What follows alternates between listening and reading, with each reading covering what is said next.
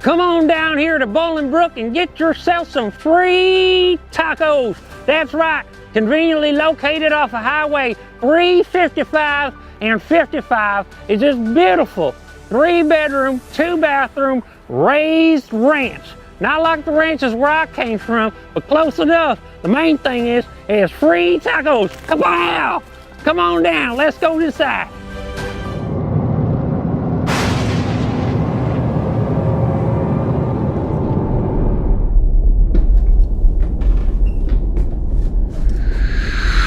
This is Joshua Inglis with eXp Realty, and I want to sell your house.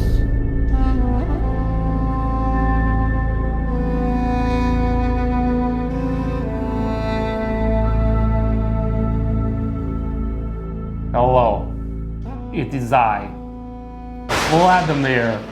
You thought I was gone, but I'm still here in Oak Park. Oh, Mr. Inglis, thank you for coming in on such short notice. No problem, doctor. It sounded like it was urgent.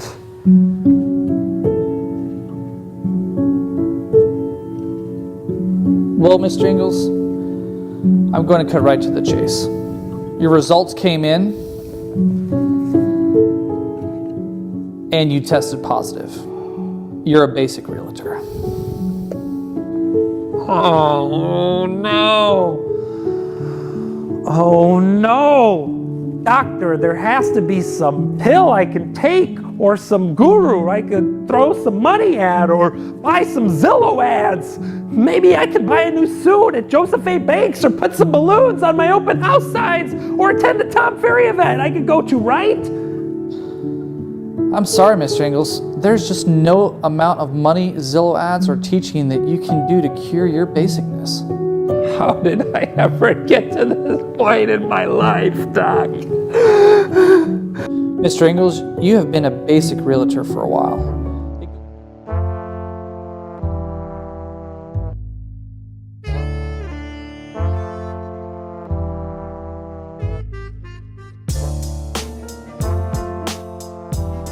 Just write down. Probably highest note. All right. Well, what's up, guys? This is Rafael Velasco, aka Rafael the Realtor. This is podcast number 10. I am with my co-host Ryan Reynolds, the internet sensation, and our special guest today is Josh Inglis. And Ryan, I think he's going to give you a run for your money because this guy's got a lot of subscribers on YouTube. I checked out his YouTube, and he's got a lot of subscribers. He's got some work to do. How many subs you have? I don't even know. I don't Dang, check it that that's close. how you know it's a lot. If you don't even know, then that's a lot. No, I don't watch it like that, but Yeah. But Josh Inglis, thank you so much for being here. Josh is a realtor with eXp, a custom home builder, a contractor, a capital provider, a best-selling author, which is freaking amazing. That's awesome. And a video marketing nerd. that's right. That's awesome. Welcome to the podcast, Josh. Thank you for spending your Saturday afternoon with us. Yeah, for sure. Thanks, Raphael and Ryan. I'm just going to refer you guys to R&R. Yeah. And let's get into it. I'm excited. Thanks for having me. This is awesome. Like we talked off air. I mean, you guys got a really nice setup, and as a video marketing nerd, I got to say I'm pretty impressed. This showed me some of your gear here. This is pretty cool. Yeah, thanks, man. So we started this as I guess the reason why I was so interested in talking to you is because I feel like we have a lot of stuff really in common with us. You know, we're realtors. We're a property. I'm sorry, is it? It's right here. Terrible. Very unprofessional. Very unprofessional. But I just feel like we share a lot in common. For sure. I definitely would agree with that. Yeah. Yeah. And I wanted to bring you in, Josh, to see what your ideas are, what your mentality is towards marketing, especially in this new era that we're living in. And I know even the real estate industry is in a transition. For sure. And it seems like you are, I believe, ahead of the curve. You're trying something different. And it's pretty much what Ryan and I are trying to do, pretty much, being new realtors. So yeah, thanks again for being here. Yeah, absolutely. Yeah, you hit on a really good point.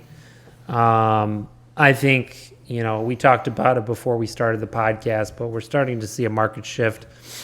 They're talking about it on a national level. I think we've already had it here in Illinois, and you might be listening to this and you're not in Illinois, but there's definitely a national shift, and more than that, Illinois has been shifting for a little while. And I really think most realtors are in a lot of trouble.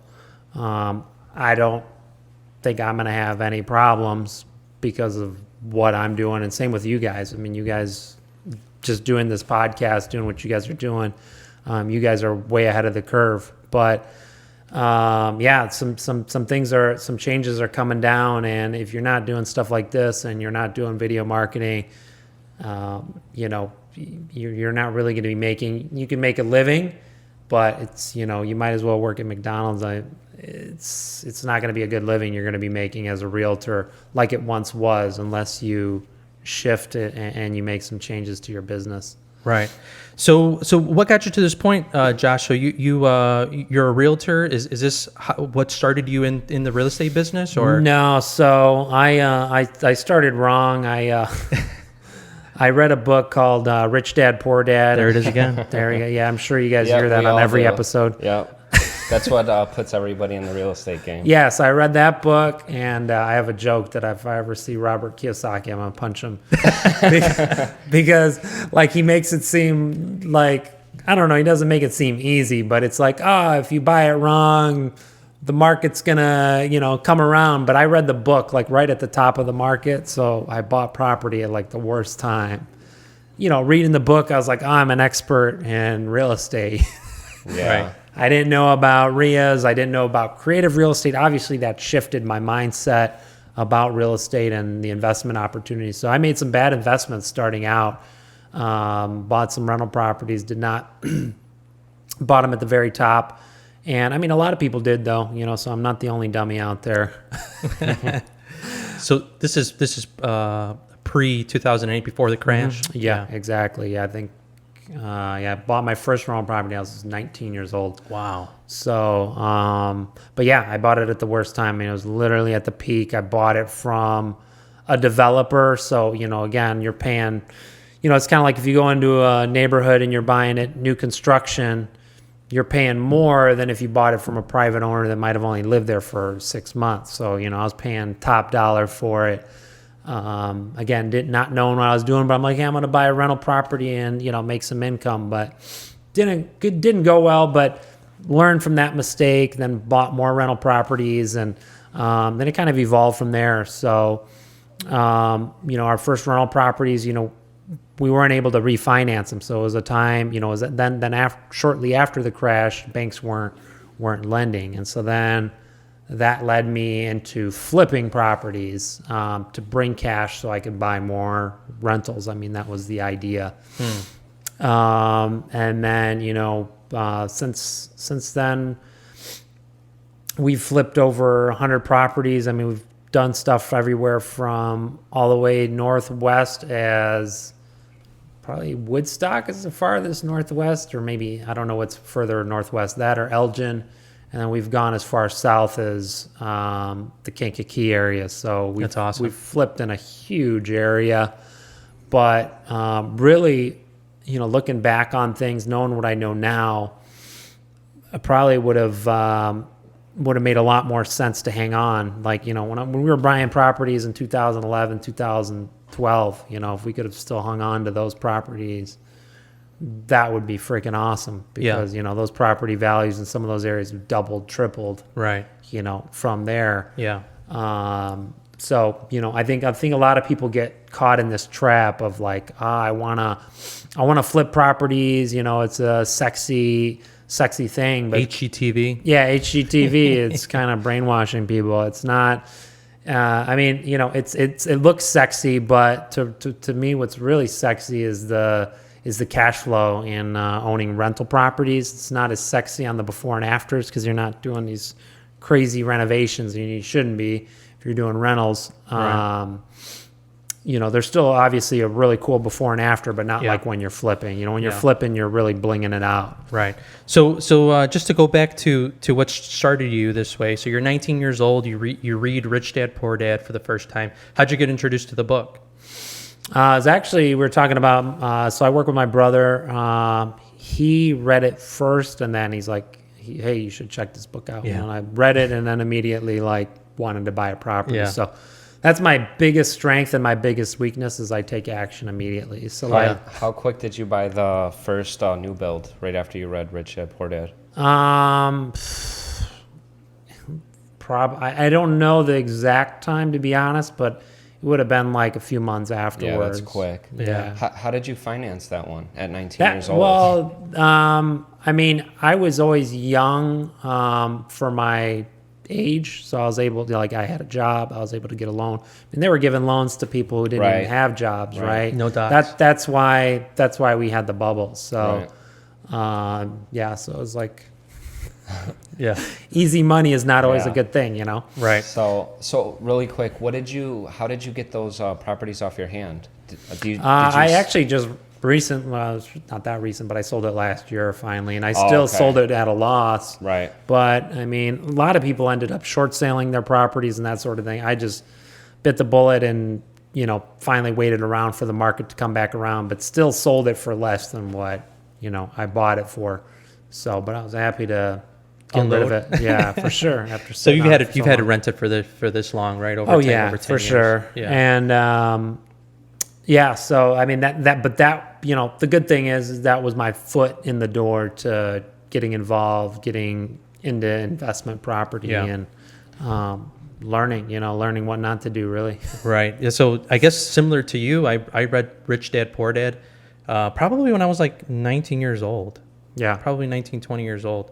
And I was a total opposite. I took no action. Yeah. And it took a little bit to really get into the groove, and really for me it was the money. Yeah. What was so at 19 you graduated from high school. You're local, right? You're from the Bolingbrook area. Yep. So just so I can better understand you, who was Josh in high school?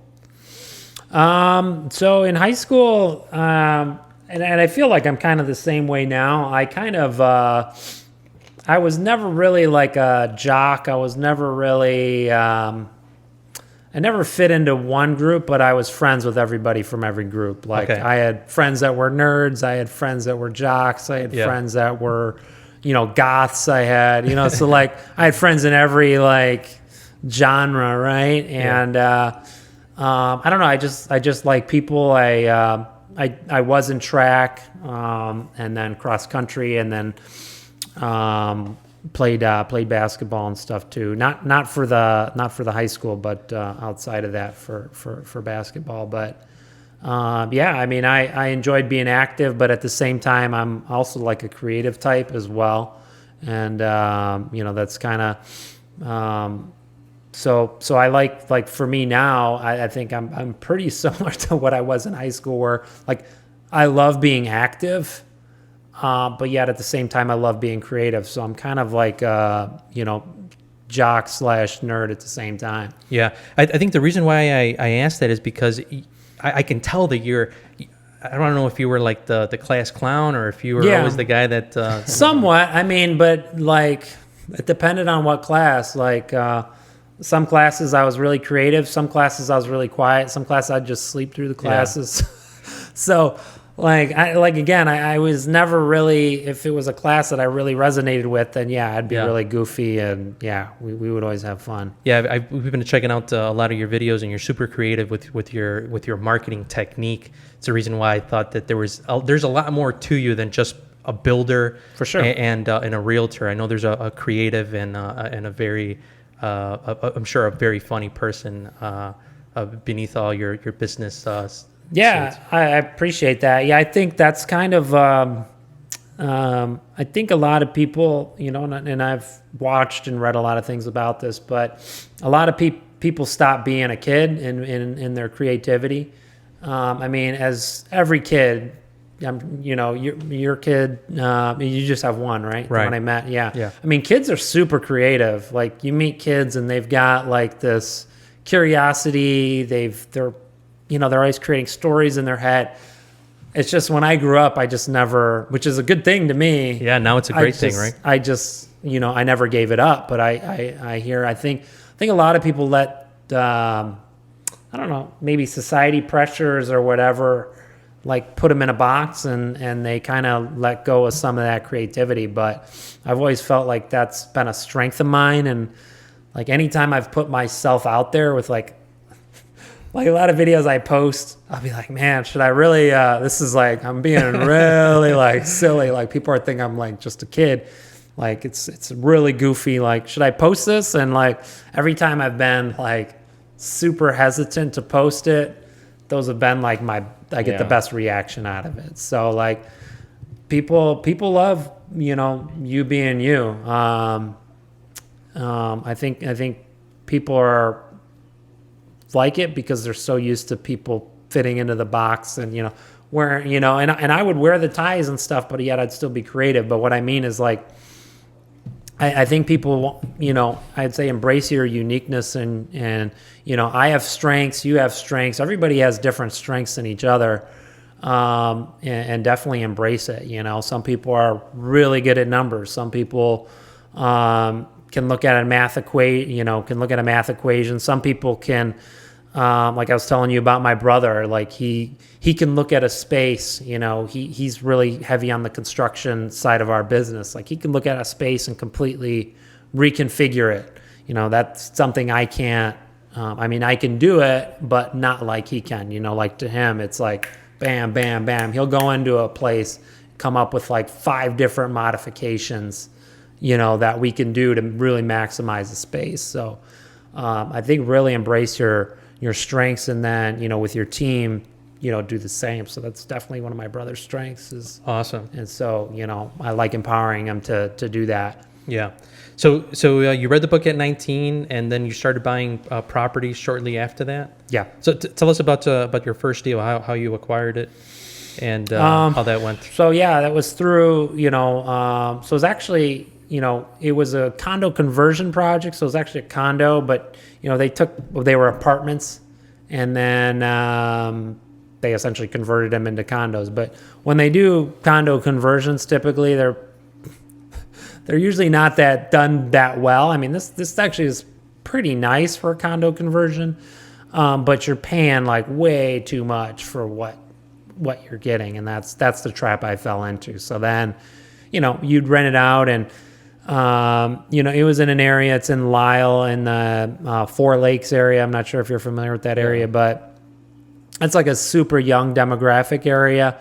And so the biggest problem I had with that property is that you'd have somebody move in there and they'd live there for a year, and then you'd have to re-rent it. And then, so you always got like 1 month, the property sitting vacant. You got to go in there, paint it, clean it up, and that's what kills you is the turnover. So learning through that is where I got into actually wanting single family and not apartment buildings, because apartments would be just like the condo, at least in my mind.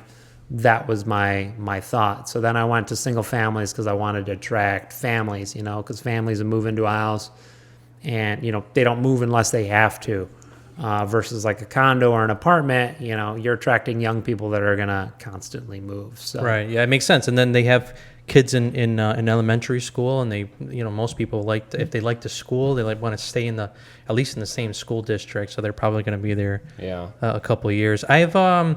I've kind of had a mix. So I have multi and single family, and I've had some turnover in single family, and I've had some turnover on multi too. Yeah. So I'll give you my my theory on both.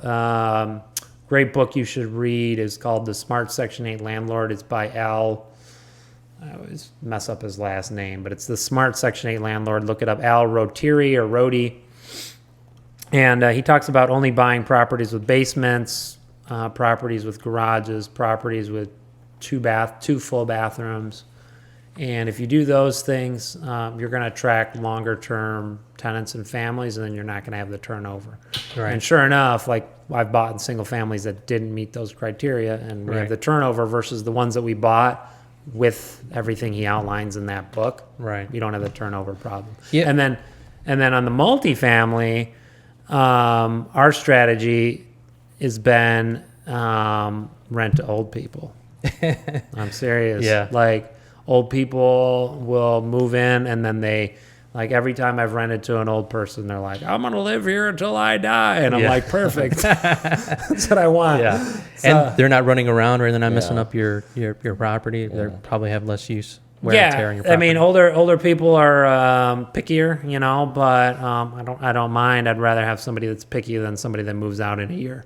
Right. And I gotta, redo everything again. So Right. Yeah. I think that's also a struggle of mine, really, just because of in Illinois with high property taxes and everything else. Maybe I'm making up excuses, but the spreads they're tight. Yeah. They're tight. Especially there's a lot of competition, and the market is hot. It's really tough to make money, and if you have one month of vacancy, you can kill cash flow. for sure. It can kill cash flow.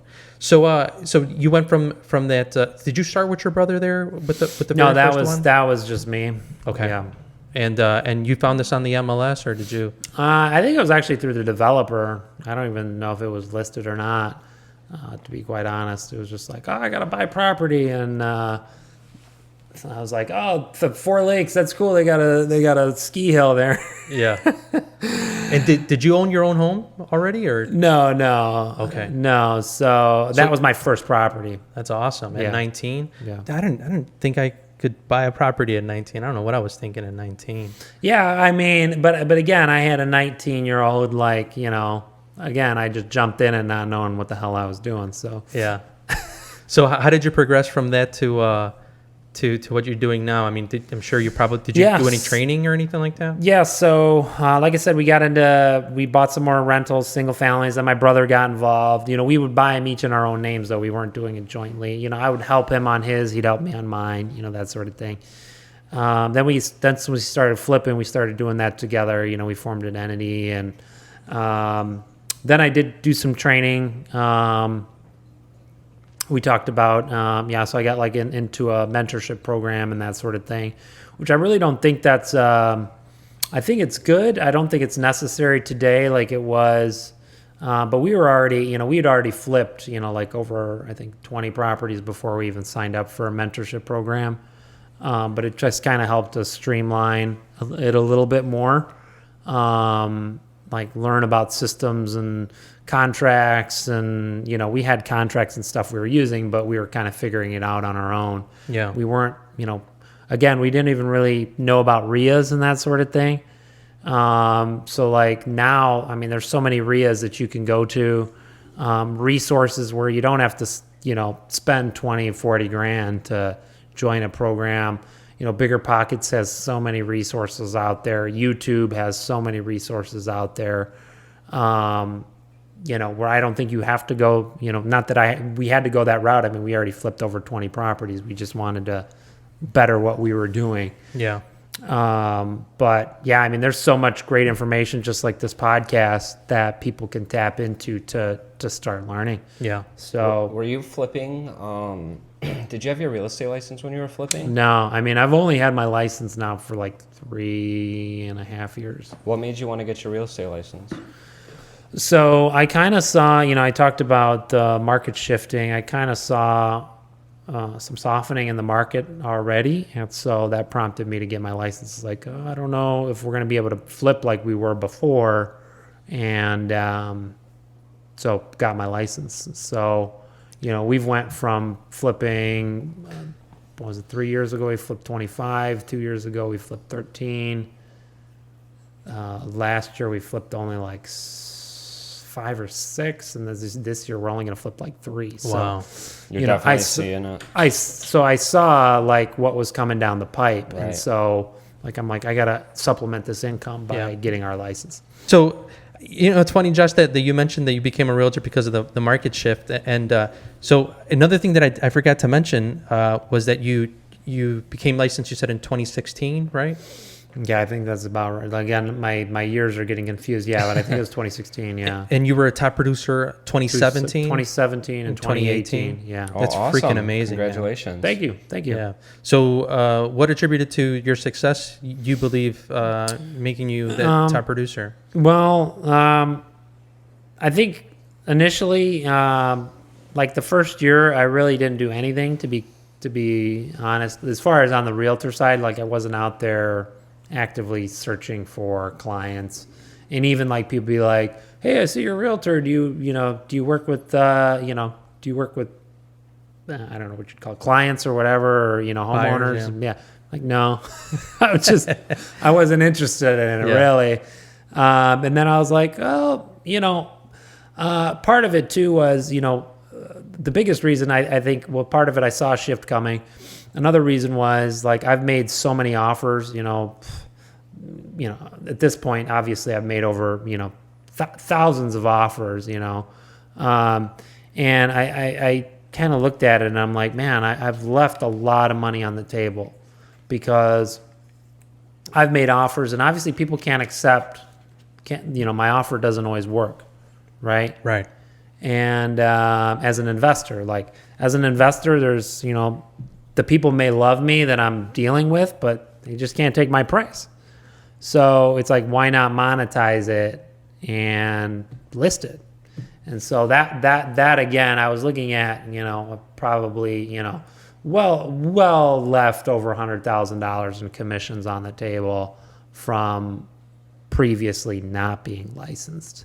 So a big part of it was like, I got to monetize these leads that I have. I have all these leads, but yet I'm like, you don't fit into my, in my investment criteria, so Right. can't help you. Right. So these are off-market deals that Yeah, you're putting off-market, Do you yeah. have a specific like niche that you focus in on, like foreclosures, probate?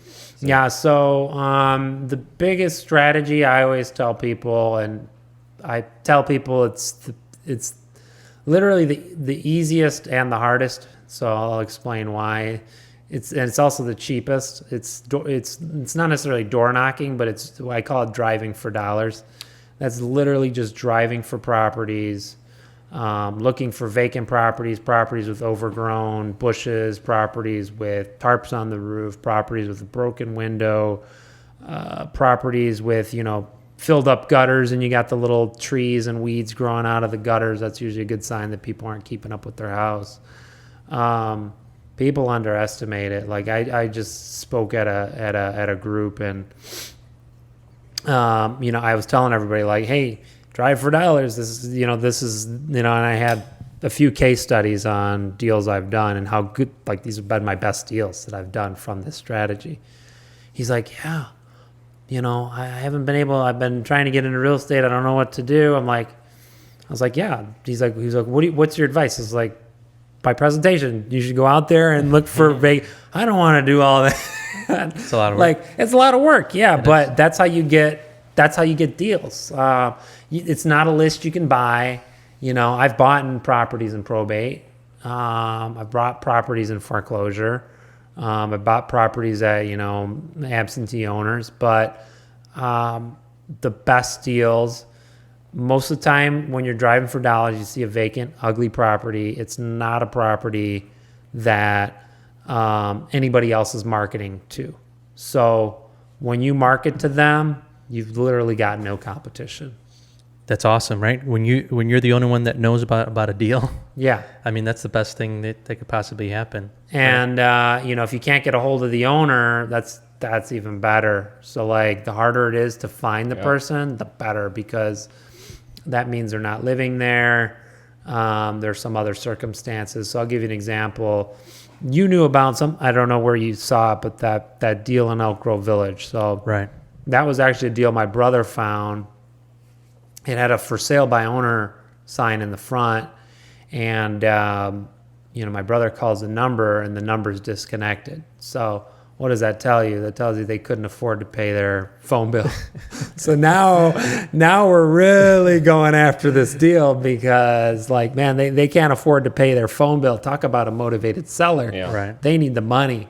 And yeah, they were like a few weeks away from losing it to back taxes too. And the property was condemned by the health department of Elk Grove Village. The property smelled so bad. You'd walk in there, you'd be in there for 5 minutes. You'd walk out, you'd be driving home and you'd be like, man, what's that smell? It's just you. Like the the stench from the house penetrated your clothes, your hair, your beard. Is just disgusting. Yeah. And but that's the uglier the property, man. Oh my gosh, the better the deal you're gonna get. Yeah. So, and I remember I was doing a case study one time about this property, and I still don't know who this investor was to this day, because it was kind of like a go-to meeting sort of thing, and somebody's like, "Yeah, I saw that house, but I was so scared. It's so bad, right?" Yeah. But man, there was nothing foundational with it. It was literally, it was ugly and disgusting, and we had to remove the drywall. So you went down to the studs? Yeah, we went down to the studs, but the electrical was good. The plumbing was good. Oh, okay. So just some drywall. Yeah, it was drywall. So the lady was a championship cockatoo breeder, which is like birds. So unlike, yeah, so like the good thing is about your feet, because we were talking about you have a fish addiction or a marine tank addiction. She had a cockatoo addiction. But these things were flying around the house. Yeah. Like, not when we got there, because the health department shut her down. But you'd open up drawers in the house, and there'd be, like, bird eggs in there. Wow. There's, like, pecks on, like, so these birds were literally, like, living in there. Like, have you ever been to the zoo and you go into, like, the bird house? Yeah, we were just there a couple weeks ago, yeah.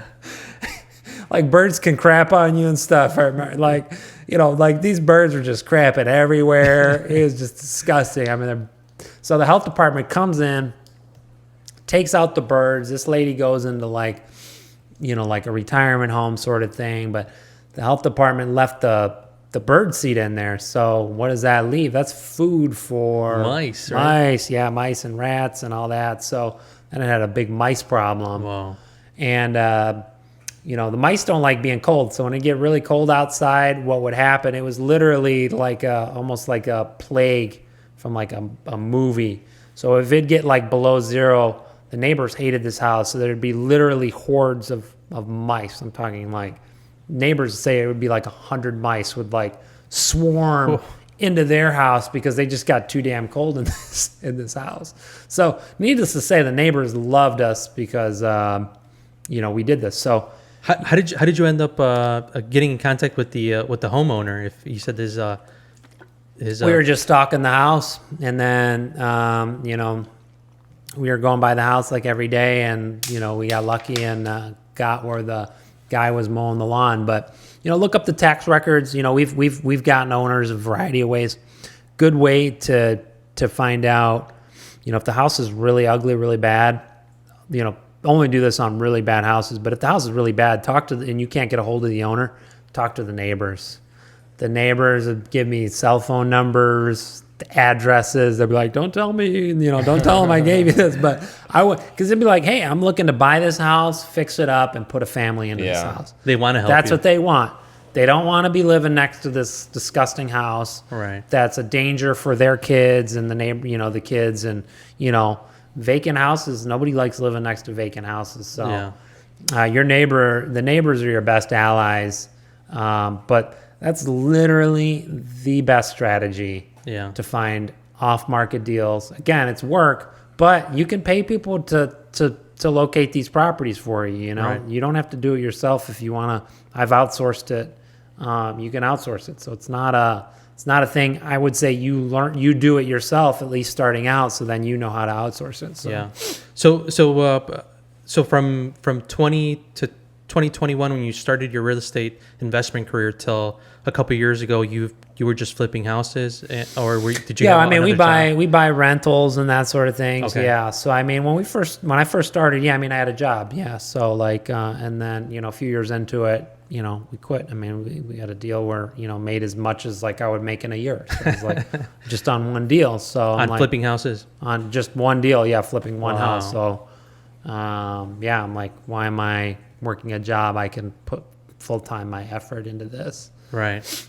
Yeah. So this is a time that you primarily a wholesaler, primarily a flipper. No, just flipper. And like I said, we had some rental properties, but we didn't really have any direction of what kind of properties to buy. So yeah, we were buying like really, I wish I would have gotten into the city of, we could talk about this off camera too, but I think the biggest opportunity locally is not in the suburbs. I think it's in the city of Chicago. Really?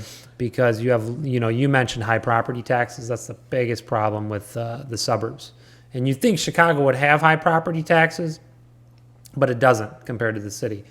Like, I think you mentioned you have a property in Aurora. Like Aurora, I don't know if this is still the case, but I remember reading something, and it wasn't a local article. It was like Forbes or something like that. Yeah. And it's like top 10 cities in the country with the highest property taxes compared to property value. Aurora was on that top 10 list. Really? So, you could have a $200,000 house and your taxes are 10 grand. Right. Versus like Chicago, you have such population density, right? Everybody's on a 25 by 125 lot. So they don't, versus in the suburbs, you have bigger lots, so you have to charge people more taxes. You have a more population density per house, you're not paying as much in property tax. And so I think you make the most money in the city of Chicago for rental property. So we didn't really know that starting out. So that's all where we buy now. I own rental properties outside of Chicago, but those were ones we bought, a while back. So is this more on the north side? South side. South side? Okay. I like the south side. Again,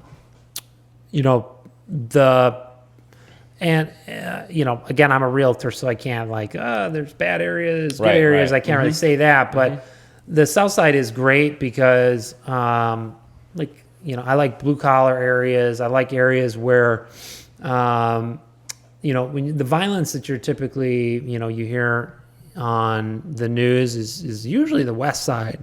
South side is actually, the areas where we're buying. There's not really, there's gangs and stuff, of course, everywhere in Chicago. Right. There's gangs on the north side, everywhere in Chicago.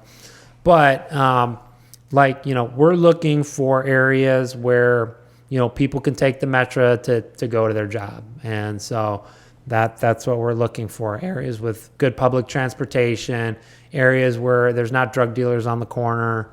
You could go to some of my rental properties and the neighbors are, snow blowing the sidewalks. Southside has got phenomenal camaraderie in a lot of neighborhoods, and I really like that. So going back on this book that you recommended, The Smart Section 8 Landlord, I'm assuming you possibly might have some Section 8 rentals? Yeah, so exactly. Just like the book says. Yeah, I love Section 8. It's, and again, this is a stat I've read a while back, but Chicago has the largest Section 8 voucher program in the United States. So can you explain a little bit how somebody would be able to have a Section 8 rental? Mm-hmm. Yeah, it's pretty simple. You can have any property was going to qualify for Section 8 as long as it meets certain standards. So it has to be safe for the tenant. It needs to have, you can't have cracks in this, they always get you on cracks because people can trip over cracks in the sidewalks and that sort of. So some things it's a pain in the butt, but the way he explains it in his book, and I agree, it's I don't consider myself a slumlord. All my properties are really nice. All my properties are properties that I would live in myself.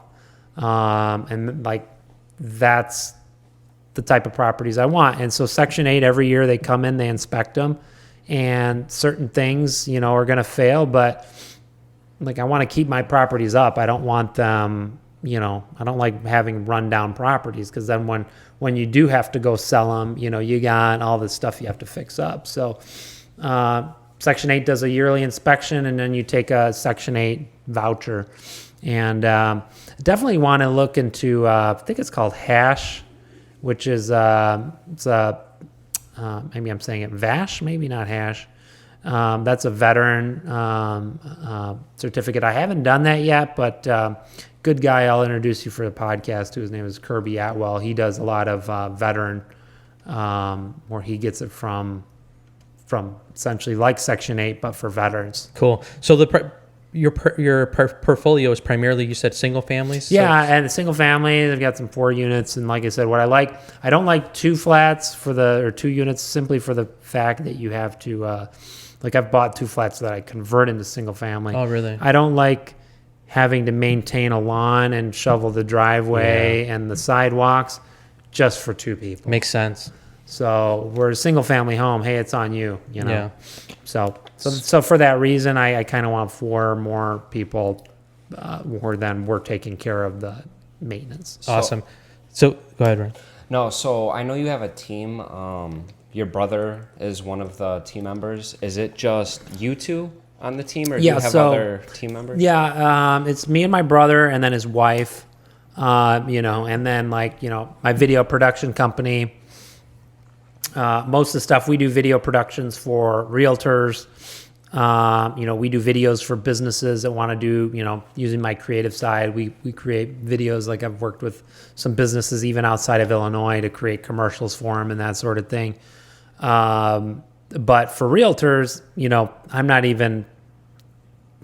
involved, but I'm not involved. Like they schedule it through him. He goes out. I've got the equipment. He has it's my equipment, but he uses it. He creates a video, sends it to him. So it's just an additional income stream for what I'm doing. Awesome, man. Yeah. So I think one of the things that really attracted me to you specifically was how creative, how different your videos were than everybody else. So you have this obviously this portfolio of rental properties, and you're flipping also on the side, but now your creative side now comes up in this media company. Yeah. When did you get started in video? What really attracted you to really become this entrepreneur that's providing media for realtors, and how'd you get started? Yeah. So there's a guy, really good guy, really good friend. Actually, the commercials we create, I still work with him on that. He's living in California right now, but his name is George Cuevas, and I heard of George. Yeah, good guy. And it's funny because I've known George now probably 4 years ago, and George remembers meeting me, and I remember meeting him. But it's funny, he remembers like 4 years ago. He's like, hey, nice to meet you. You should, I want to show you this video stuff. And at that time, I like didn't want anything to do with it. What year was this? It had to be not that long ago, actually. Probably 2014, maybe. Okay. And I'm like, yeah, that's cool, but no thanks. Like that's not for me. And now it's like completely opposite. Like I'm 100% into it. But like why I started the video production company is because George left, and the video people that were here weren't doing it to George's level. So like I then did it to then train somebody that they can do it, because I wanted my videos done to a certain standard.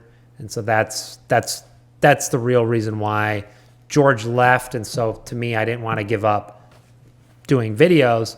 And actually, I miss George, but that was probably the best thing that happened, because it forced me to like learn it. Yeah.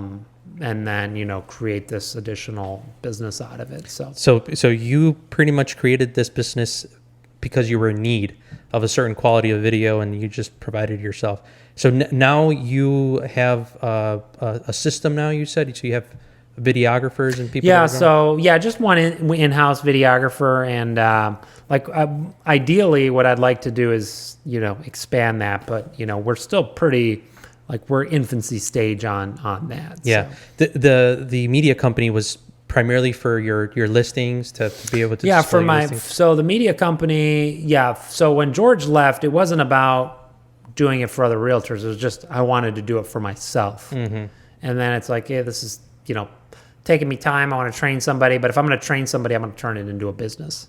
Right. So where I can make money doing this. So right. that was the intent. Yeah. So when did this creative video idea, this marketing your properties on a completely different level, adding some humor and some comedy into it? The first one I did, actually, that one wasn't actually even with George. It was actually with the videographer I'm using now, but we literally, we shot it with like,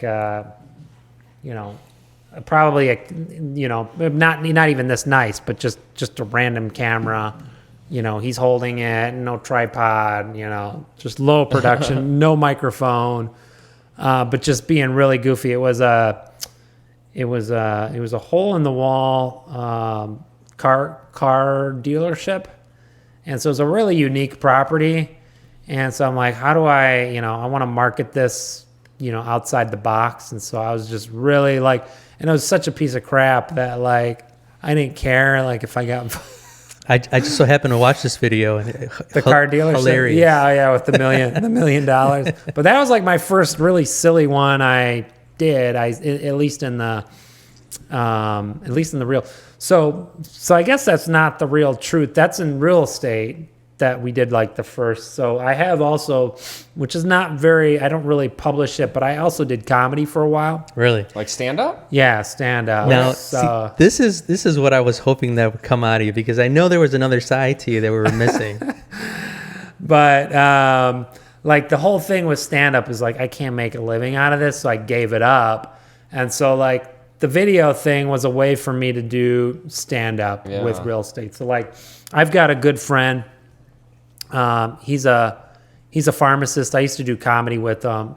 Hilarious guy. Like he does Zanies quite often. Like they have him come into Zanies all the time. He does comedy clubs all over, but he's a pharmacist. And so, pharmacists, they've got all these little, so he's got this like page of just doing pharmacy humor and skits and stuff like that. And he's got way more followers than me because, in real estate, you got a lot of people doing spoofs. Like he's the only guy in pharmacy doing it. And so he's like blown up and he's a super funny guy, but it wasn't him that got me doing it. I think he started that later. So I probably inspired, and I don't know if this is true or not, but I probably inspired him, and then he just took it and ran with it and did it to a whole like even higher level than what I'm doing with real estate. So you're the creative side of these videos. So you're the one that's creating all these skits, all these ideas. Yeah. And even because I've noticed it, I mean, is a professional actor? Some of these guys are actually really good. I mean, when like the first silly videos, like that car dealership, I just showed up and like I didn't have a script. I just like, all right, we're just gonna be over the top, and that was good. Just really silly with it. Yeah. And then I did one. I don't know if you remember. And then the next like silly one I did with George was there was like these memes about male rompers came out. Oh, I remember that. Yeah, and so like I'm like, all right, so I'm gonna be a guy that likes wearing a romper, and I'm gonna be real serious about wearing a romper. So You have a video out there with you in a romper? yeah. Oh man, I missed that one. I And, gotta check that one out. And like Tupac has like the thug life, I Yeah, have like yeah. romper life. And, like, Oh, that's awesome. I'm like, first you get the romper, then you get the money, then you get respect. That's hilarious. So like, just doing stupid stuff about like rompers and just being super over the top with it. Like somebody watching it might be like, is this guy like crazy? Or like, hopefully you would realize I'm being silly, but Right. some people might really think I love Yeah. rompers. So it was like a character I created, almost like I think one of the most comedic geniuses of all time is Borat. I don't know if you've ever seen Borat. Yeah. But that guy, like, he's had so many characters that he's done, and like, if people that met him as that character didn't know that he was playing a character, like so it's kind of the same idea I did with at least my first initial videos. Like, all right, let me just be really goofy with Yeah. something that I'm not, but just over Yeah. the top. So I actually saw that romper video. Was this the condo? That was the one in Lyle. Condo, That's actually my first rental property. Because actually that video, I thought, I'm like, okay, well, this is funny, right? But you still added some actual facts about the property. Yeah, You know what I'm yeah. saying? Like it was funny, but then you actually gave some facts and you gave some stuff that was of value. Yeah, but like I was talking crap about the property like the entire time. I'm like, oh, look at this industrial faucet that's securely fastened to the countertop. Yeah. I grab it and it like falls over. And I'm like, oh, look at this light. It's so great. Yeah. And I bought it on Amazon for $50, and then The appliances, you talked about the appliances, Dude, the state of the art. state-of-the-art entry-level Black Friday deal. And then the fireplace is great for burning your clothes that aren't rompers. So just being really silly, and then like, oh, enjoy the great outdoors with this loud air conditioning, So I'm just like, I'm like taking jabs at it, but it's my own property, so Yeah. like I don't care. Yeah, who cares? Were you the purpose for that video? Were you marketing it for a lease, or were you For trying sale. to sell it? Oh, okay. For sale, yeah. And really the video was to show the amenities that Florida Lakes has more than like the condo itself. So, yeah, I've gotten people literally like, oh, you know a lot about Four Lakes. There was that called me for potential business. I haven't done anything in Four Lakes outside of that, but I've had people like, oh, I saw your video, and calling me off that. Did the buyer see the video? Did the video sell it, or? I don't know. I don't know if they saw it or not. To be honest, okay. I probably don't even want to point them to the to the video. I'm talking crap about my property the entire time. There was a couple that I thought were super creative, and I wanted to talk to you about. One was the vampire video, and then the other one, which I thought was probably my favorite, was the ninja. Yeah, The those ninja were, one was good. So the ninja one was more scripted. The vampire one, again, I had a property in Oak Park, and it was in again, it was just a property it was my own property that I flipped. So I was like, I can talk real bad crap about it. So like, Keep it fun. so yeah, like it was a garden unit. So it's like we we did a nice little rehab on it, but like that one it's more about the location of being by the metro station, and it was more about the location, and it's a crappy little garden unit, but at the same time it's like you're getting what you're paying for. If you want a really, really nice condo, you're gonna be paying a lot more money than what we were selling that thing for. So yeah, so the vampire one is just a fun way to showcase it. And it's funny, I did another listing in Oak Park, and I was a vampire for that one too. And that one, I met the buyer on that one, and he's like, dude, I saw your vampire video, like for the house he was buying. He's like, that was hilarious. He's like, this is a creepy house, man. Yeah, he bought it. Yeah, he bought. He did a full rehab to the house. Oh, okay. But I mean, that's what I mean. You can have, like, to me, I can have more fun with like a property that's like it's got some negative things to it, because you could be kind of, you can kind of poke fun at it, right? Right. And so and I think a lot of people need to do the same thing about themselves. Like, I make fun of myself, obviously I don't take myself too seriously to put out these videos. But yeah, I mean, you got to have fun. You got to be able to make fun of yourself and make yourself vulnerable. So the ninja was like the first like scripted video, or one of, I don't know if it was my first, but really one of my more like, all right, I'm going to have a message and I'm going to say this, and then we're going to do, so that one was a little bit more planned out. Yeah. So did you hire actors for that, or people that you know? Yeah, that one guy just got off of Craigslist, and then the lady in that, she's a good friend of mine, actually through Facebook, and she's a social media guru of her own. Really? On Facebook. She's not even in real estate, but she just she sells some different online products and stuff. So we connected through there, and I'm like, hey, I need an actress, and she's like, hey, I want to do it. So Awesome, man. How much did it cost for the actors? So usually, I mean, I've paid anywhere from, I think the least I've paid an actor is $50, all the way up to $300.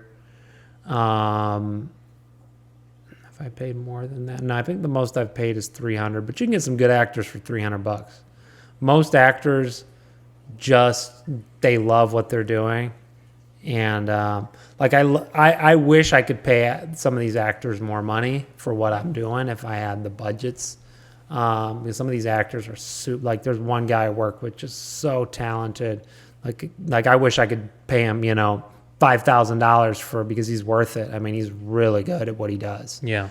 But yeah, I mean, a lot of the people really love the craft. Right. There's one actor, and he doesn't even ask about the money. I'm like, oh, I'm paying this. Okay. And the ones I can afford to pay him more on because of the budgets, I'll pay him more because he's really good at what he does. So Yeah. just a lot of people just love the craft. It's so interesting. I was thinking today on our journey and how as you can see, we're all into audio and camera. 2 years ago, if you would have told me that I had a podcast and I had all these cameras, I would have thought you're crazy. There's no way,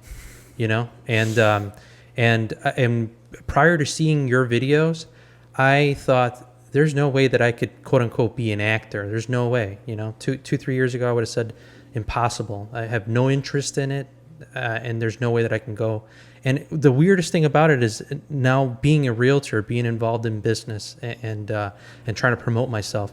Everything is on the table, and I think the coolest thing about this is that I think we're learning skills that we would have no other way have learned if we weren't, doing this. It's kind of impressive, and it's kind of cool that in order to help other people, you first need to help yourself and better yourself. For sure. Yeah. So it's one of the things that really drove me to your videos. So these videos and these skits, I know it because Brian's our editor, right? Yeah. This guy's the guy that does all the behind the scenes editing, and I always ask him, his creative side of what he thought. What inspires you to create? I mean, do you just watch videos on YouTube, or is there certain movies that you're like, hey, I think I can do a spin-off on real estate, or how does this happen? Does something just pop up in your head? I don't know. I think I think it's difficult for creative people to say how they get creative, right? Because I asked this guy this, and he's like, I don't know how to do this. Yeah, I mean, really, the creative process.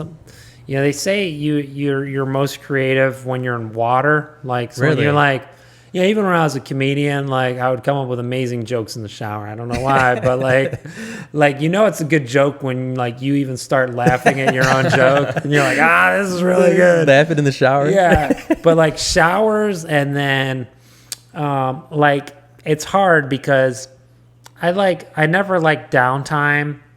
But like walking or biking in nature, like if you're not listening, but I love listening to podcasts and stuff, and I love listening to audiobooks. I have Audible, so I'm always listening to books on tape. So I'm doing a lot of that when I'm in nature, but sometimes it's just nice to be out in nature and just stuff's just going to come to your head just natural. Like all of a sudden you'd be like, oh yeah, this, or when I'm a lot of times I come up with great ideas too when you're in motion. So when you're at the gym, when you're doing any sort of cardio. So I really think like if you look at and like even in comedy, I was never anybody that really studied like the famous comedians and that sort of thing. Like I know who they are, but I never learned their like how they did it. But if you look at like Stephen King, I believe he wakes up, he writes for, 3 hours. He goes for a walk. That like resets him, that gets his creative juices going, and then he goes back and writes again. And I think a lot of people, that's what it is. Like they say you have the most creativity in the morning, and then also when you're in nature, and then I've heard the shower thing a lot. I don't know. That's how I've come up with. And then sometimes I just like, all right, I'm thinking of a house, and then I don't know, it reminds me of something, and I'm like, oh, I could do this spin. So like one house, and then the thing is just the time, right? The time to do these videos. Like, there's this big thing about everybody's talking about the Area 51, and we're going to storm Area 51. So I'm like, I got to do a video on that. So that'll be one of my videos coming up. I've got another one. One of the actors is like that I worked with on another video, found out he's a martial artist.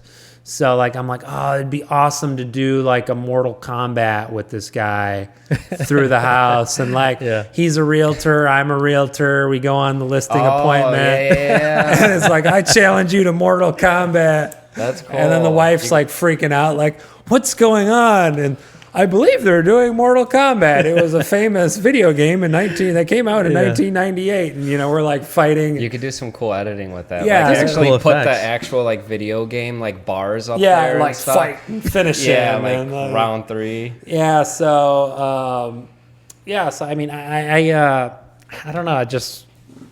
I meet people and I'm like, oh, this would be really cool to do something like this with this person, or I see this and it triggers just something, a movie I saw. I'm like, oh, this would be cool to do a spoof on this, or it's hard to say where creativity comes from. But I really think it comes from,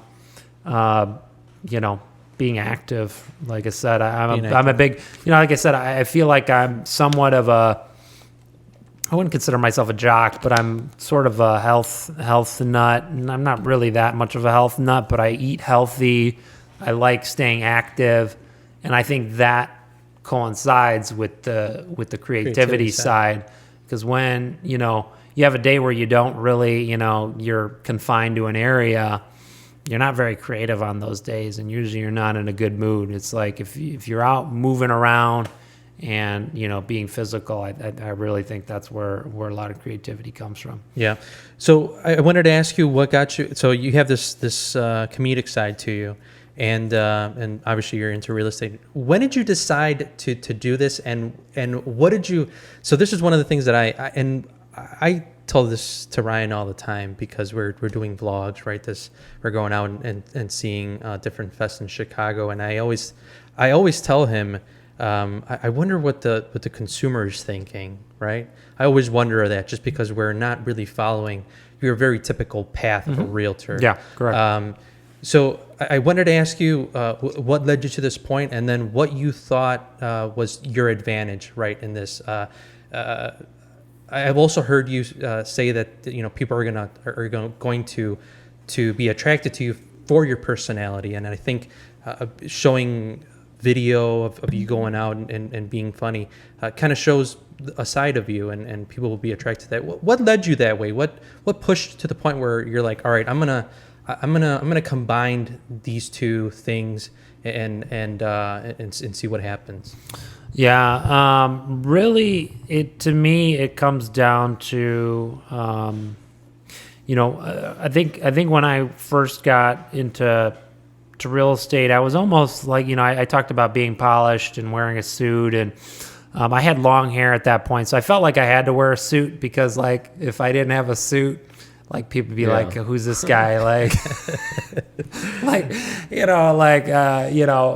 I would almost look intimidating, right? Or like, so when you're wearing a suit and you got long hair and you might have a goatee, at least he's wearing a nice suit, Could just be a homeless guy in a suit, but he's got a suit. But then I was like, you know what? I really, I don't know. It's almost like an attitude like I don't care. I don't mean it like I don't care, but it's almost like now it's like I actually want people not to want to work with me, because realize that you're not a good fit for everyone, right? So I say my videos are great because it attracts clients, meaning it attracts the people I want to work with. So if people like laughing, which I don't know who doesn't like laughing, but people that don't themselves take themselves too seriously, and people that like to have fun, I feel like I attract those people. And the people that would be like, oh, that's stupid, or that's unprofessional, it's like, perfect. That's a person I don't want to work with anyway, because they're going to be a pain in the ass to work with. So I feel like it's so good because it's attracting my ideal customer, and at the same time rejecting my customer I don't want to deal with. Because people are smart today. They don't just hire you. They people Facebook stalk you. They go on YouTube. They look up. They Google you. They're seeing who are you, right? And so I want them to do that research, and when they find me, I'm like, oh, this guy's really really different.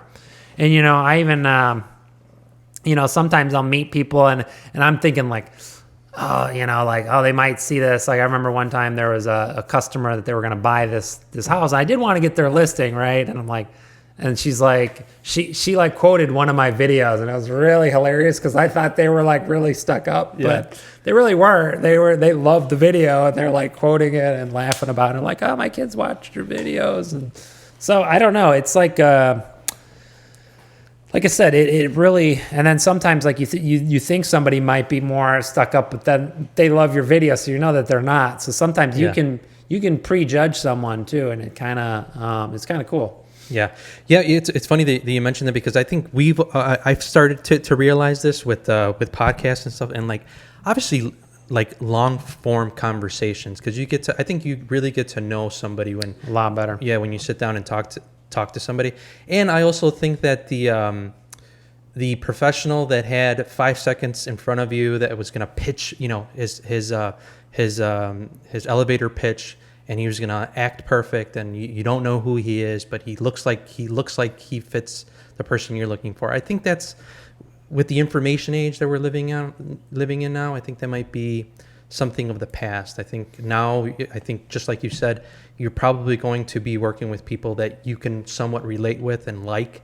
And one of the things that I like about this is people get to know us. For sure. People get to know how we speak, how we interact with each other and stuff like that.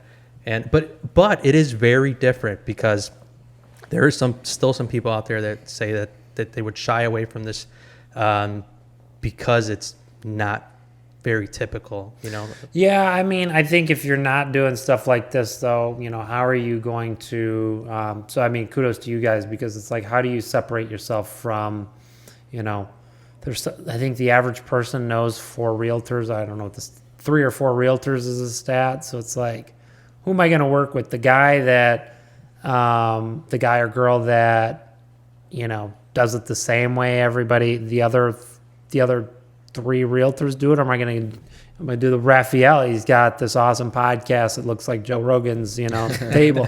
Like, you're definitely onto something, because that in itself elevates you. You may not even, I don't know if you've gotten necessarily business from this, but sometimes it's even hard to like measure an ROI on stuff like this. It's really hard. It's really hard. And then you're like, oh, should I do it? But it's there, because people do notice, and it does make you stand out. And, I tell people that it's like, 2017, I was a top producer. That was from cold calling.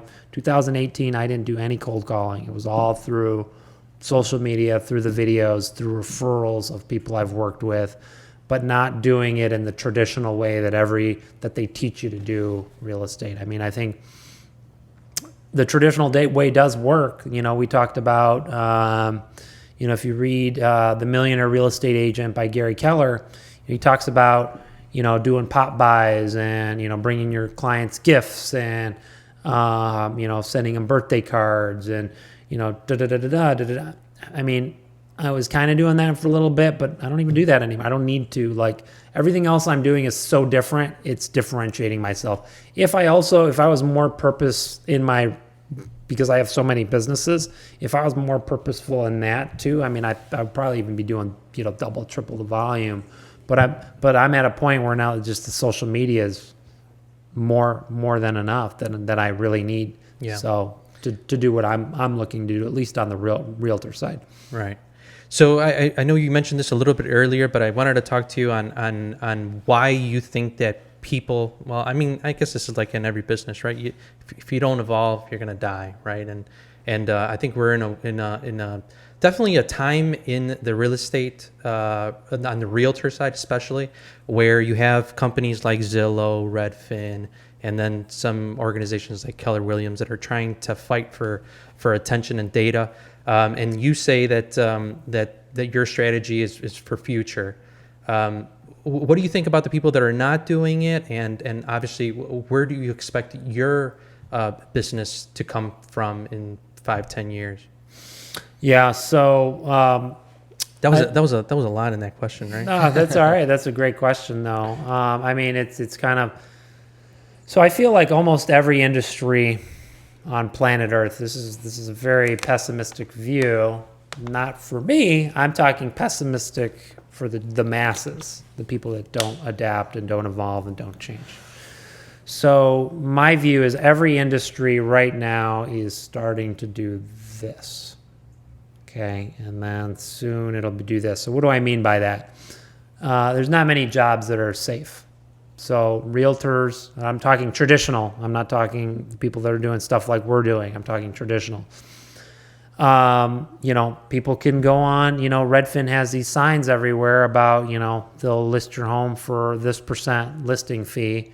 And, there's a lot of people going for that. It's a very good. You know, they're great with their billboards everywhere. So they're saturating the market with that. The Zillows, the Trulias, the Realtors.com, there's the Purple Bricks. I mean, all of these things are designed to knock realtors' commissions down, essentially, is what it is. I think every industry, so I'll give you an example, trucking. So the trucking industry is, you know, Tesla's already has a driverless semi-truck, okay? I think in 5-10 years, maybe not 5 years, but in 10-20 years, we're going to have all the trucking done. That was the only job you can get out of high school with no skills, 0 skills, and yet make a good living. Yeah. That's going to be gone. You look at even like the people that work in fast food restaurants. Now you've got these kiosks that most people would rather go to a kiosk because they're more likely to get their order correct than if they went to the person that's taking the order. So like people are essentially going to be like normal businesses are going to be automated out. I mean, you go into a mall today, they're ghost towns. You go into a movie theater, they're ghost towns.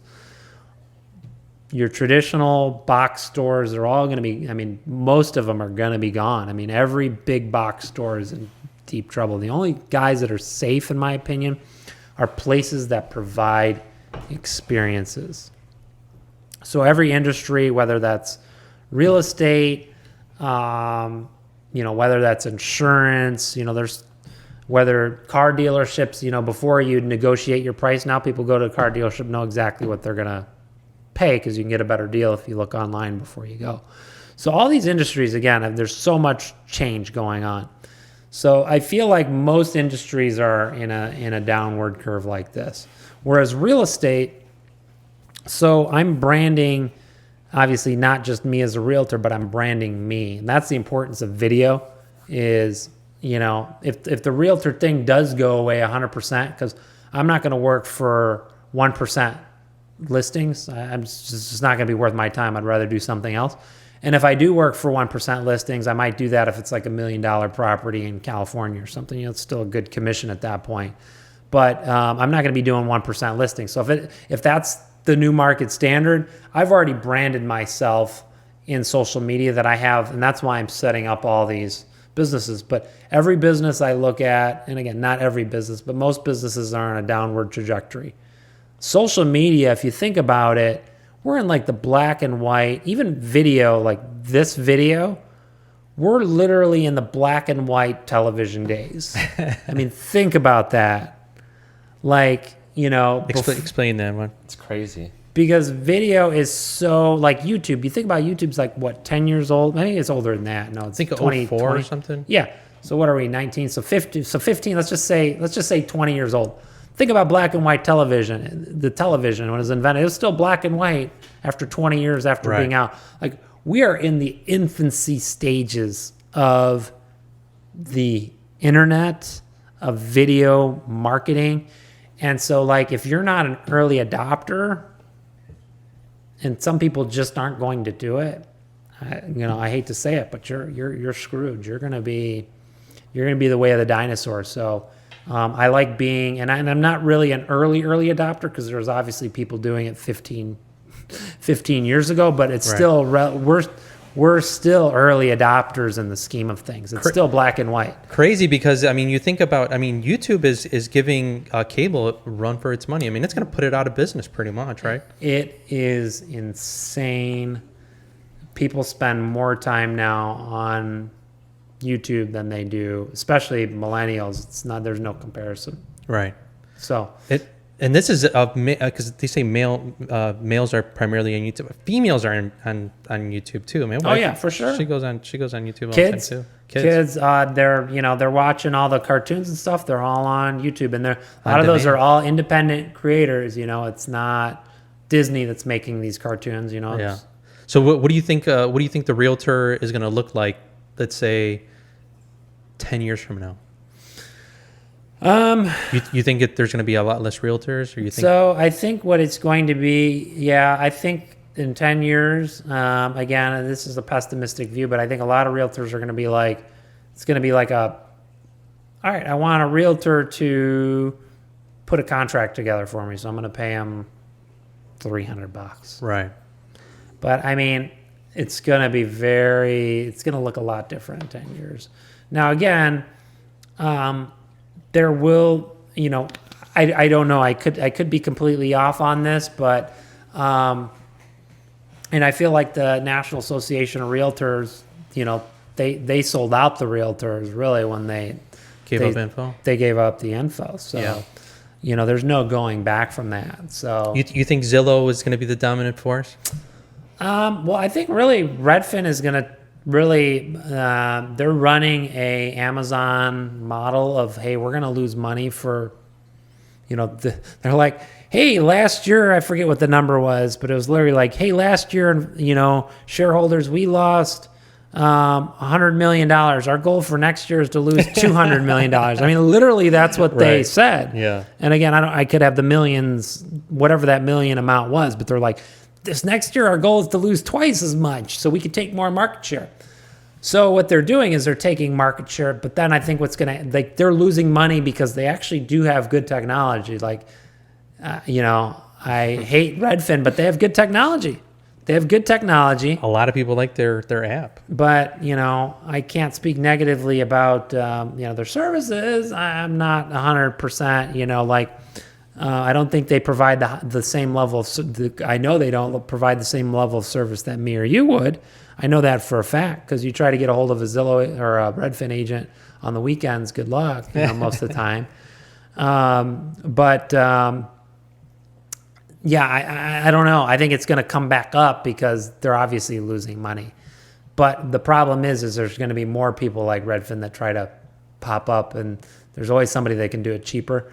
But again, that's where it's like people are willing to pay me a premium because I go above and beyond what anybody else is doing.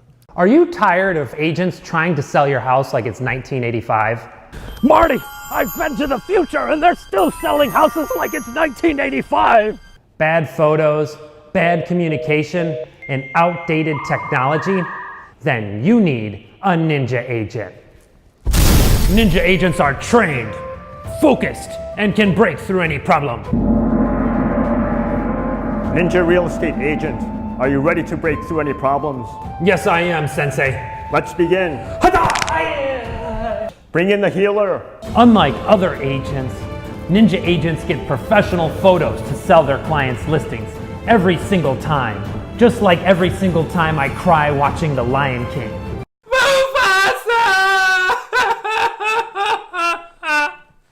A Ninja agent is trained in the art of communication. Hello? Ninja agent, is that you? Yes, hello. How can I help? How did you know I was going to call? I didn't even dial your number yet. This is what Ninja agent does. I am quick, effective, to kick the competition's butt. Hata! Oh, okay. Ninja real estate agent, are you ready to kick the competition's butt? Yes, I am, Sensei. Kadai! Healer? A Ninja agent uses cutting-edge technology, like videos and drones, to sell his clients' houses faster and for more money. Hada! Are you ready to get ahead of your competition to complete your training? I don't want to use my head, Sensei. You must. This is Ninja real estate law. I will try. No, you will do.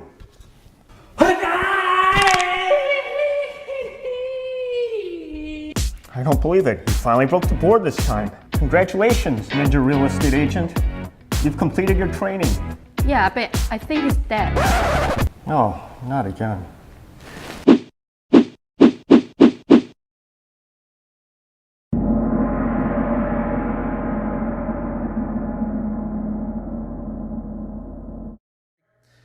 All right, guys. Welcome back from break. We took a little bathroom break, and we were talking about Zillow, Redfin. Yeah, Zillow, Redfin. So I really don't. Again, it's hard to predict where it's going to be, but I truly believe that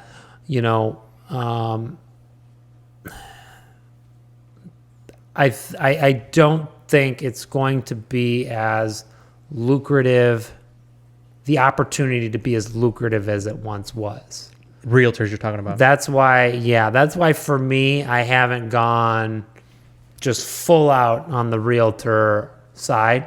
Like, I don't want to say, I'm definitely not dabbling, because I really market properties probably the most aggressively out there. I really market property, but what I mean is about growing a team and that sort of thing. I'm worried about that, because I feel like at some point it's not going to be, and very soon, I don't think it's going to be as lucrative as it once was. I feel like commissions are going to get compressed. So I really think that's the problem, is that the standard, and you can't, again, as a realtor, you can't say what the standard rates are as a realtor, but I feel like the standard rates are going to start going down. Because I see it even on co-ops sometimes, where you see listings and they're offering a low co-op commission. And I'm like, this isn't right. Like, not that it isn't right, but this is unusual. But I'm seeing a lot more of that now. And so I think we're just going to keep, what commissions were, it's just going to keep getting smaller and smaller and smaller. So you plan on, I know you have other business ventures. You have a capital investment company. Is that correct? Yeah. So no, we can essentially help people get loans for flips and that sort of thing. Okay. So it's like hard money. Mm-hmm. Okay. And then you have this media company, right? Mm-hmm. So as far as growth, I know you said that you're. So to me, that's a business that can do one of, instead of doing one of these, your media company, one of these. Yeah, that's something I feel like, and I'm busy with other things in real estate, but that's such a business, and that's why I want to organically grow that, so I don't want to grow it too fast, but get the right people in place, which my videographer is really good, that I've trained up, and actually some of his family members is who I'd be bringing, because they're all super hard workers, bringing them in and training them up, and then get them up and running. But that would be the goal. Okay. Because I feel like that has the most potential for growth out of anything we're doing. And then now you want to separate this media company to do other stuff other than real estate? Oh yeah. Okay. So I'll give you an example. So my insurance guy, so he works with home builders, real estate investors, obviously contractors and that sort of thing. So I posted a video we created for him, and again, I don't know the exact number, but it was north of a dozen clients. He didn't run any ads on the video. He didn't even post the video directly to his Facebook page. I posted it on my page, and then he shared it from my page. And he said he gained over a dozen customers from that video. That's awesome. So that's really cool. And what we did is there was information and there was humor. And we married the two. That's really, like, people don't want to be bored. So going on marrying the two, going back on your media company and just on the real estate side, how do you balance information and entertainment to gain clients and be professional? Yeah. Well, the whole thing about being professional at this point, like I said, I put out videos. I'm like, this isn't professional. But think about it. I talked about this guy. He's an insurance agent, right? Think about every insurance company out there. Every single one of them has a silly commercial. So Progressive has Flow. You've got State Farm, I think, has the Mayhem. Mayhem, hilarious. And State Farm is like probably the most, I don't want to say in the traditional, they have the most name recognition.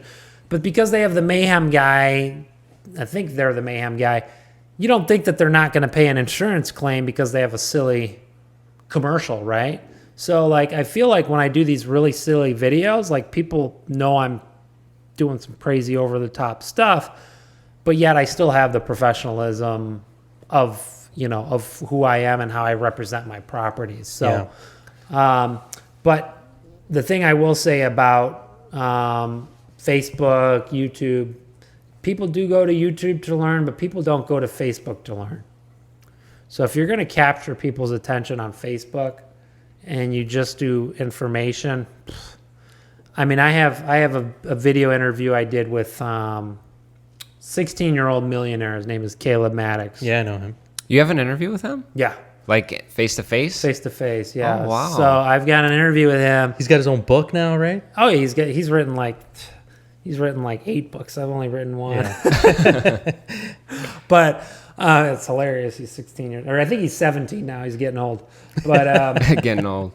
but what's funny is I have this interview with him, and yet I have other videos that have performed way better because they were just like, that was information. It was, granted, it was a little entertaining, but I feel like entertaining beats information every single time. Really? And because I have all these informational videos, and I gave out I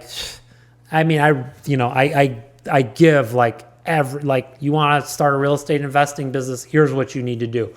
Do exactly what I'm telling you, and you can be a successful But the ones where I'm being stupid, those are the ones that do the best. Yeah. I mean, it really is. So and I don't know, maybe that's because for me, being goofy and being silly and being creative, like those are my strong suits, but I'm also a very good, I'm kind of tooting my own horn, but people tell me I'm a very good teacher too. But I think doing the silly stuff then allows me the opportunity to show people my expertise. And I still have the videos. If they want to go learn something, I've got, I've probably got over 100 videos just on Info. Yeah.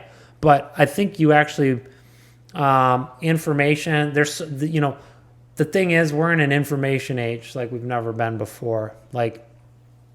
You want to learn how to do anything, just go to YouTube. Right. I used to have a joke about that.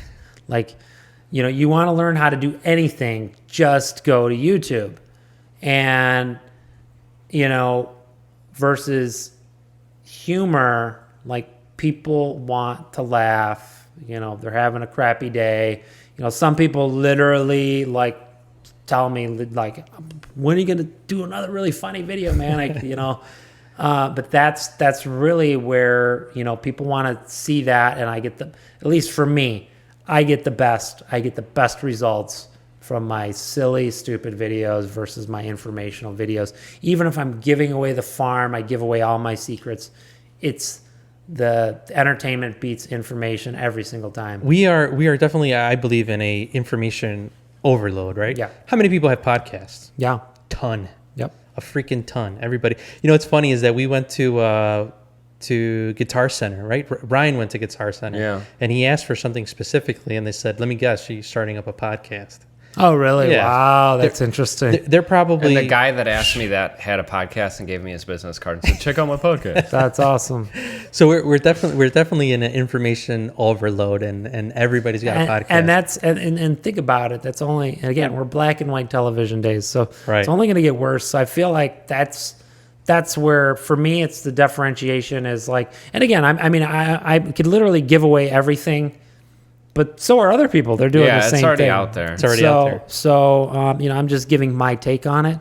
Whereas the entertainment thing, that's where I get the most notoriety and the most again, I don't want to toot my own horn, but I was actually at a Keller Williams conference.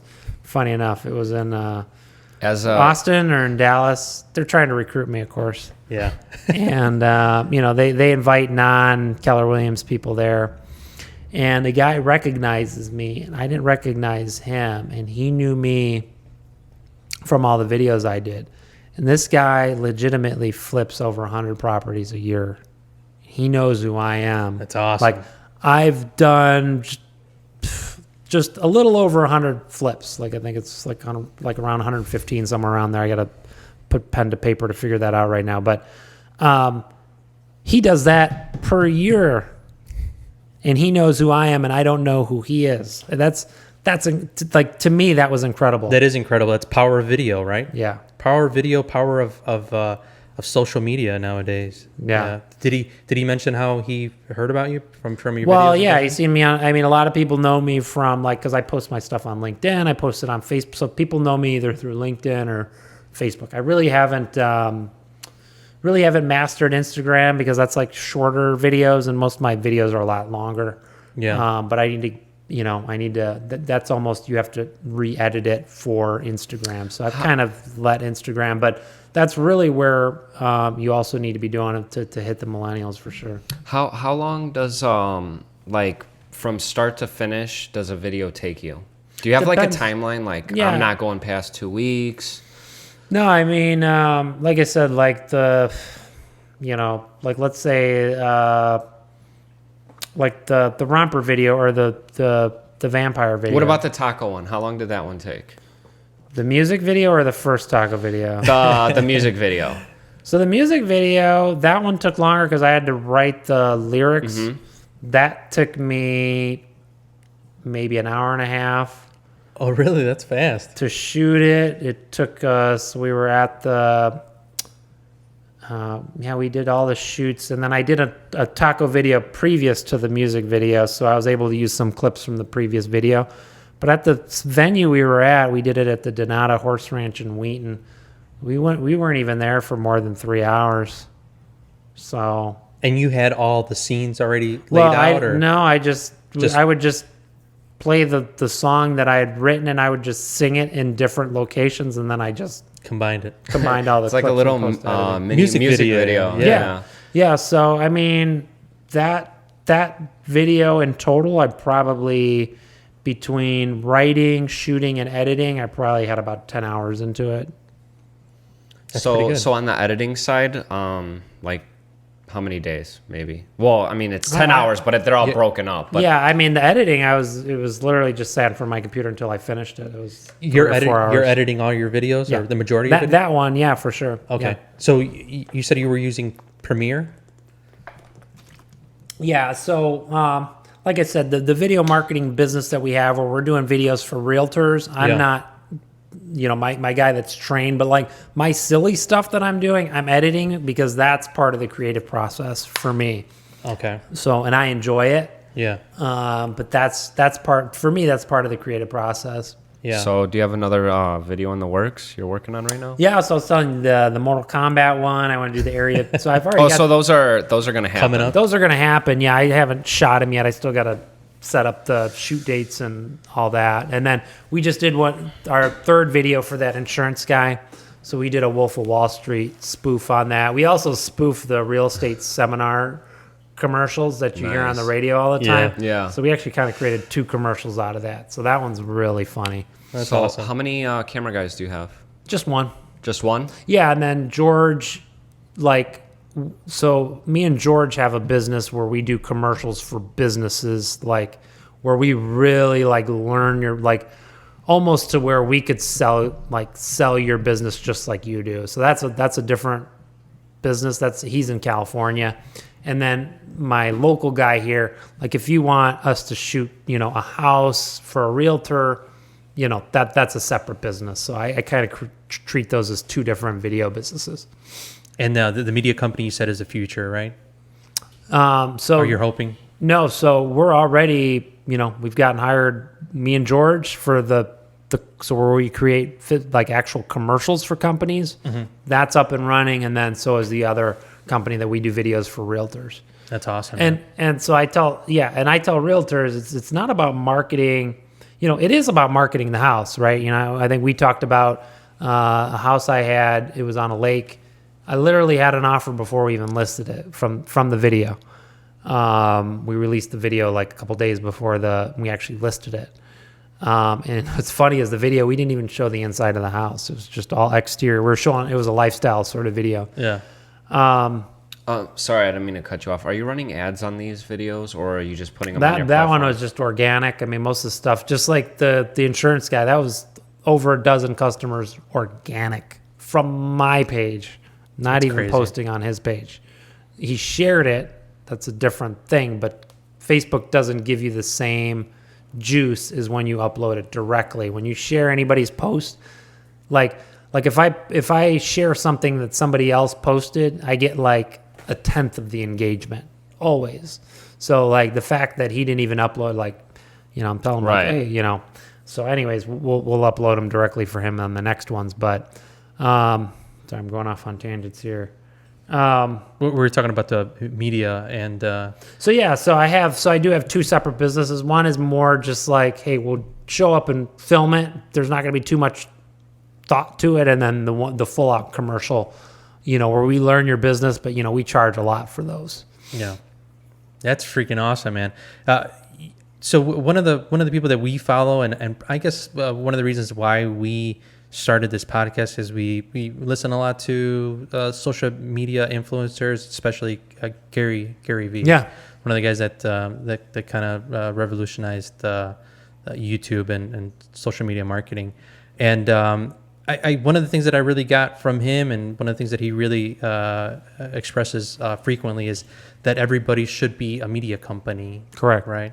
And the power of media, and I also thought, I guess similar to you, of seeing where this would lead, right? Where this media and these videos would lead. I think it's given us the chance to talk to people like you, and I appreciate the time that you spent with us. But I think I really do think, just like you said, that the real estate industry is changing.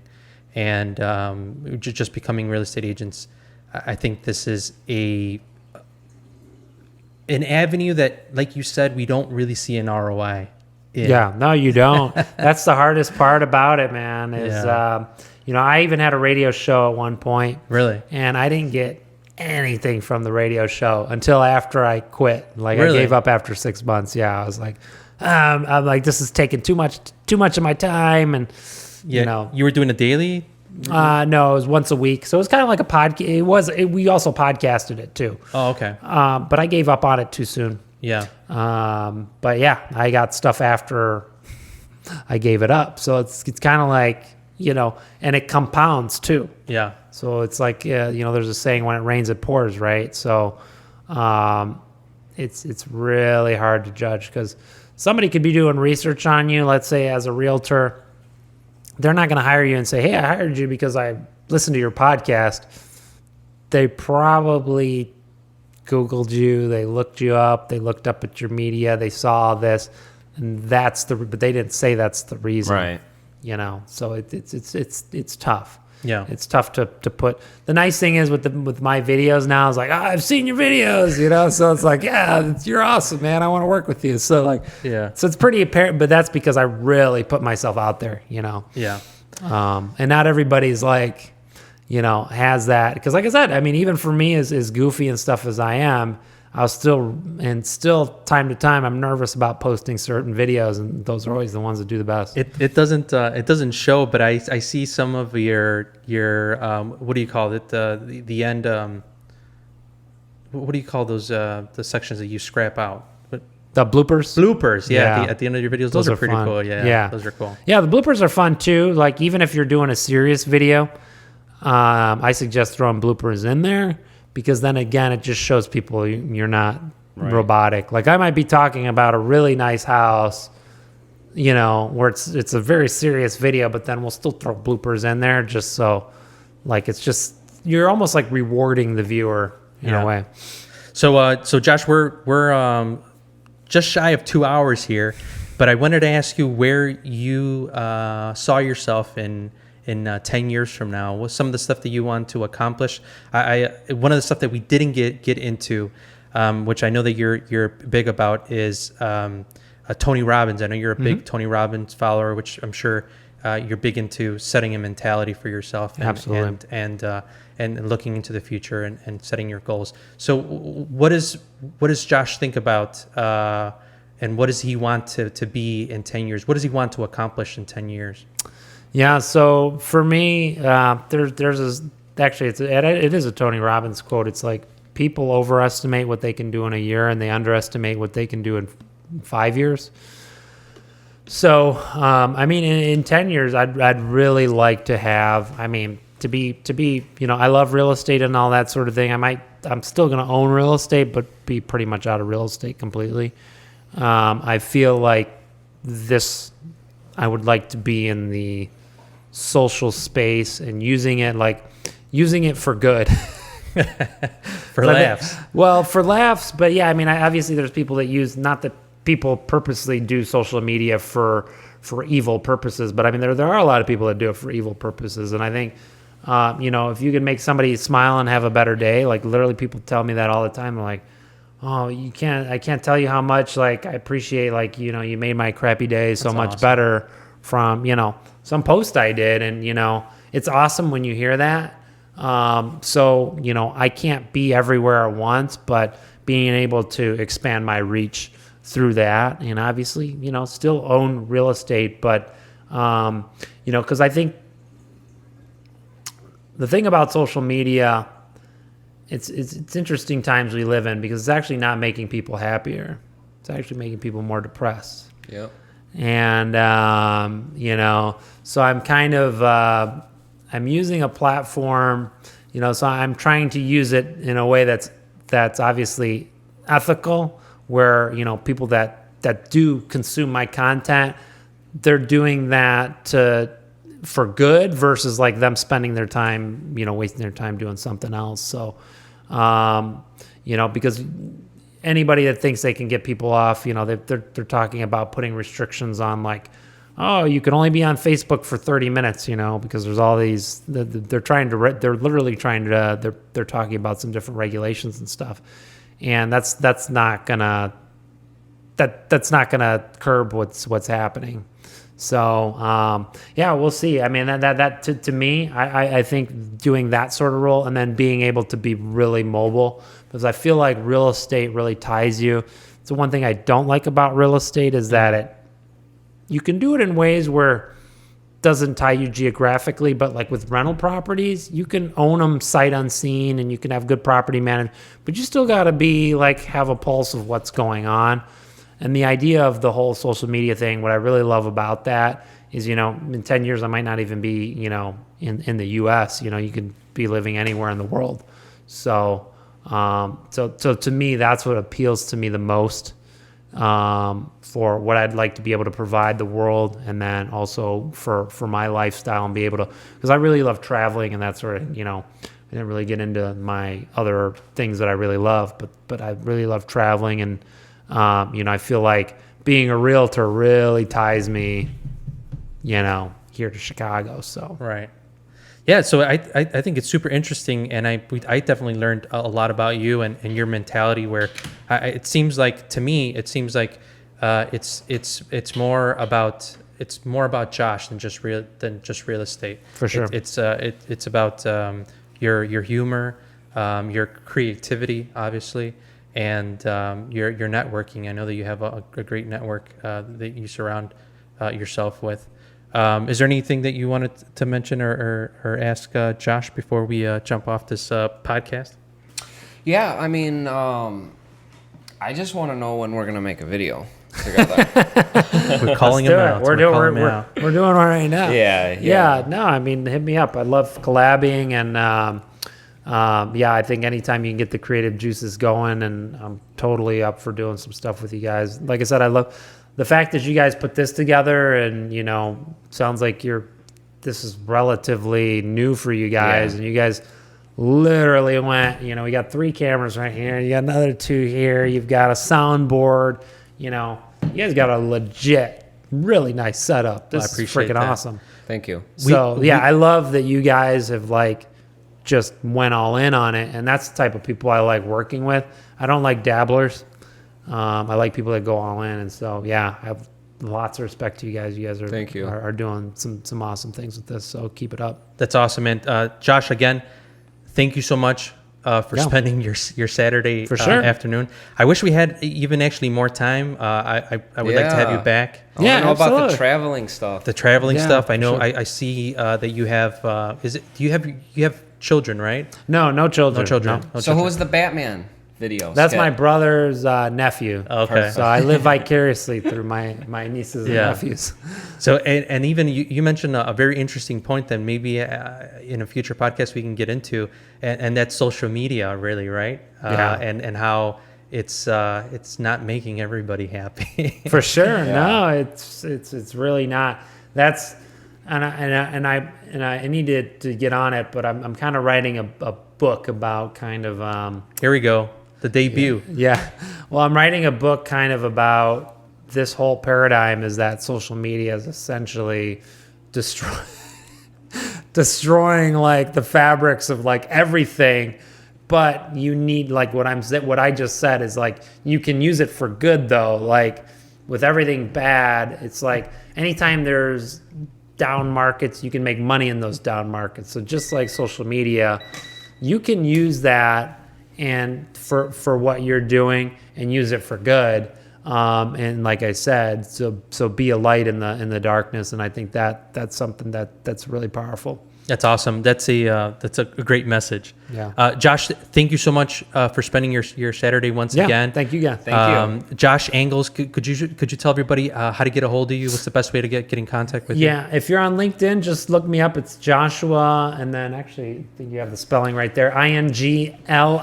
It's Inglis, but you say it Ingles. You say it the right way, but it's spelled Inglis. Inglis. And connect with me on LinkedIn. You can connect with me on Facebook. I'm running into my friend limits, but I think you could still follow me. Dang. Mr. Popular. Yeah, like literally I have like 1,000 good friend problem. requests I haven't been able to accept because I'm like right close to my limit. But connect with me on any of those platforms and I'd be happy to connect. Awesome. Well, guys, that wraps up episode number 10 of the Ralphie and Ryan Show. Thank you so much for watching, and we will see. Well, I used to say we'll see you guys next week, but we're really busy. We'll see you guys in episode number 11. Have a good week. See ya. Awesome. Thanks, guys. You saying that I freaking have to add you on social media. I didn't even add you. That's hilarious.